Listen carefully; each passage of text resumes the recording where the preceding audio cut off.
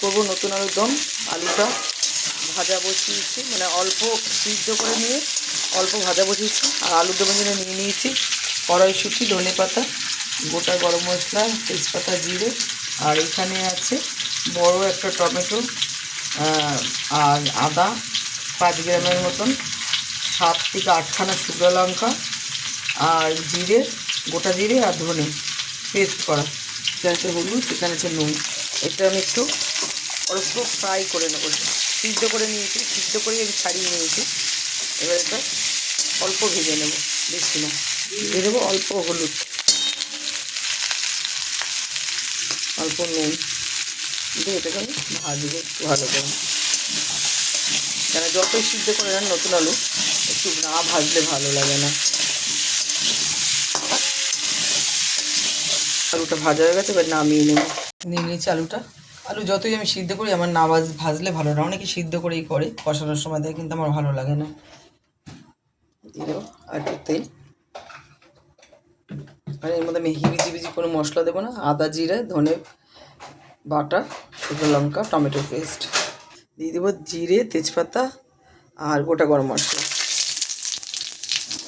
দিয়ে দেবো। মশলাটা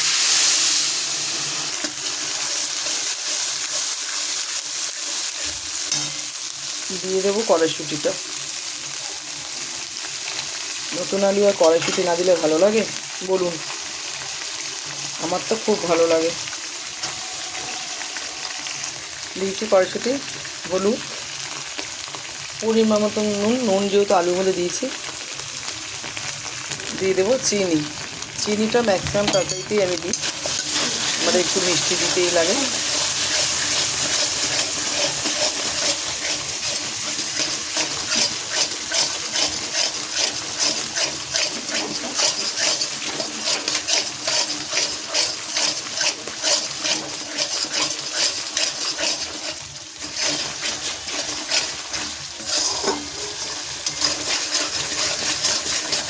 এখানে মানে গোটা জিরে 4 চামচি, 1 চামচি আর হাফ চামচি, মানে 1.5 চামচি গোটা জিরে দিয়েছি। আর 1 চামচি ধনে আছে, 8টা কাঁচ শুকনো লঙ্কা আর 25 গ্রাম আদা, বড় একটা টমেটো পেস্ট।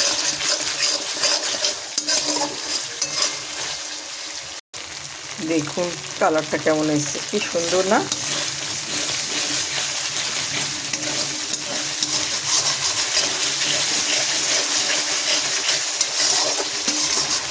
শীতকালে অনেক অনেক আইটেম করা যায়, দেখবেন শীতকালে অনেক অনেক রেসিপি দেবো সুন্দর সুন্দর।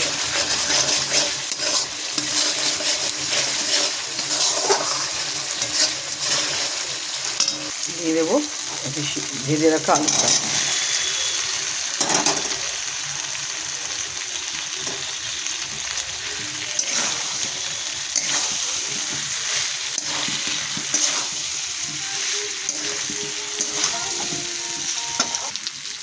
দিয়ে দেবো অল্প একটু সেলাই জল। এই যে মশলার যে জলটা ছিল ওইটাকে দিয়ে দিলাম। এটা দিয়ে আবার একটু কষাবো।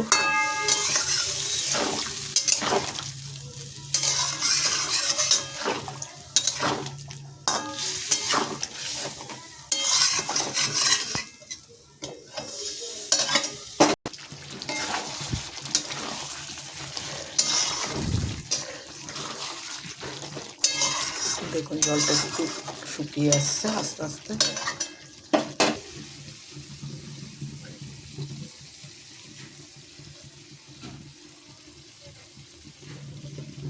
দেখুন এবার দিয়ে দেবো একটু জল, দিয়ে দেবো জল।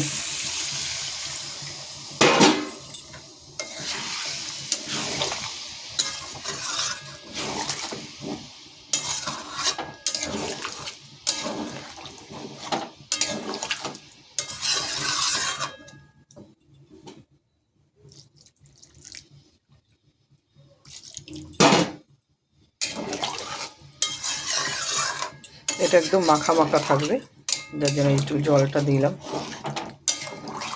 নতুন আলু সহজে সিদ্ধ হতে চায় না।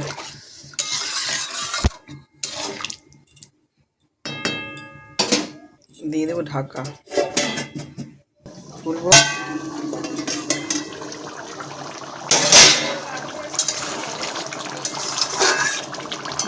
জলটা শুকিয়ে যাবে।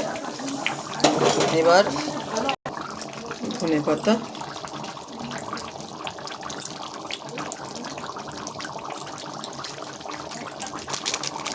ছাই গরম মশলা দিলাম।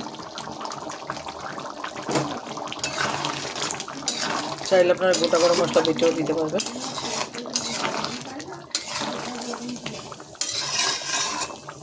হয়ে গেছে আলুর দম, গ্যাস অফ করে দিলাম।